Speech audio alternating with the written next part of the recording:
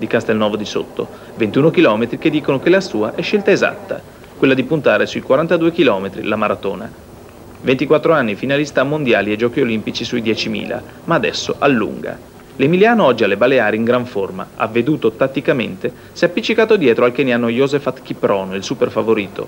Quando Kiprono ai 15 km della gara spagnola ha allungato, Baldini dietro. E poi ai 18 Stefano se n'è andato. All'arrivo 61 minuti e 17, oro e titolo mondiale, 13 secondi di vantaggio su Kiprono. Lo scorso anno fu primo il grande keniano Moses Tanui.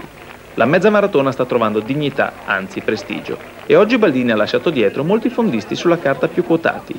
Terzo Tendaichi Musasa, Zimbabwe. Nono il pugliese Giacomo Leone in crescita, 17esimo e 18esimo Vincenzo Modica e Dario Fegatelli. I primi tre hanno portato all'Italia l'oro a squadre su Spagna, Giappone e Kenya, che lo scorso anno fece tripletta primo, secondo e terzo. E Italia terza a squadre fra le donne dietro a Romania e Francia.